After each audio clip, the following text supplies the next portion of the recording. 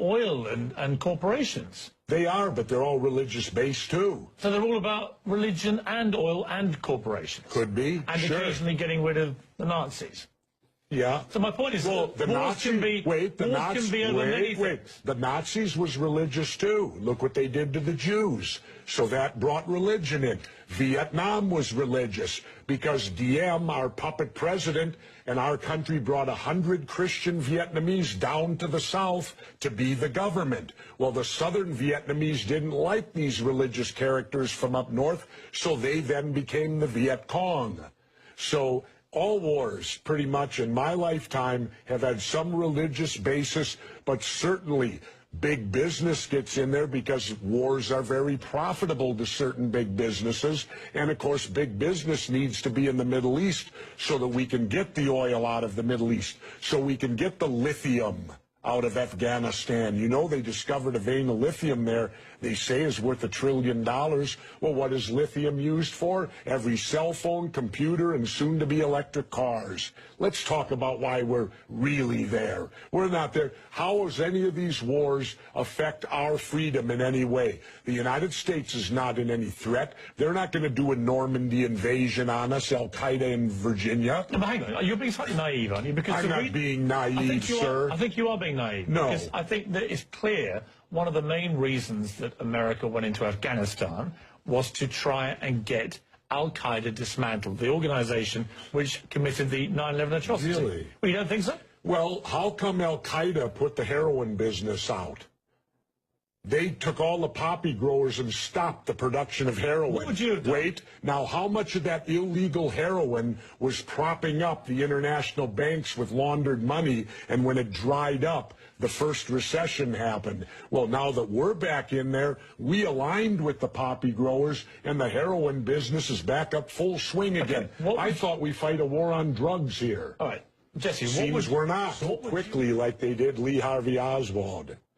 How quick they knew Lee Harvey Oswald killed Kennedy. Because the people who did it were identified and we knew who they were. Well, then why couldn't we have stopped them beforehand if they were identified and we knew who they were? It was a failure of intelligence. Everyone's accepted No, it wasn't. We knew before with Condoleezza Rice's memo on August 6th when it stated right in the memo, bin Laden to steal planes and run them into buildings. And more stuff is coming out now also, how much the Bush administration ignored the intelligence. It was almost like they ignored it because they wanted it to happen. Oh, come off it, Jesse. No, not oh, come off it. Wait a minute. Every war starts with a false flag operation. You can't, in all seriousness, sit there and try and make out anybody... Okay, let me ask you this, Piers. Wait a minute. Let me ask you something. How much studying have you actually done of 9/11 other than what the government's told you and what mainstream media has told you? I've been studying it 4 years. I was editor of a national newspaper. I've talked to people. Wait a minute. Depth every day for 5-6 months. Really? So I know a lot about it. Well, then how come? Let me ask you this then. You cannot say that any member of the Bush administration knew it was going to happen or wanted it to happen. It's a ridiculous thing to say. Ridiculous. Okay, let's talk about your BBC. I have a tape of a BBC reporter broadcasting directly back to England talking about a third building has collapsed. World Trade Center Building 7 talks for 7 minutes.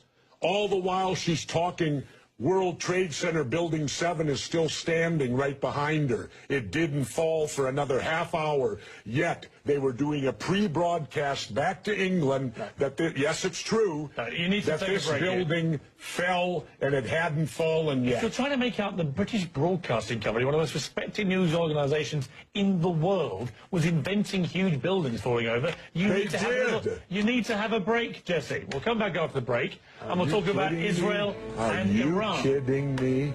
This is a fact, my friend. You have about 9/11 and so on. Let's move on to... and the government only has a theory. Right, well, the government has... No, this is a theory. Their theory is 19 Islamic radicals armed with box cutters defeated our multi-billion-dollar air defense system, all while conspiring with a bearded guy in a cave in Afghanistan. That is exactly what happened. That's their theory. And you make some crackpot points. That's your opinion? Yes. How many people here think I make crackpot points? Yeah. One. How many think I make sensible points? You're the minority, my good friend. You're the minority.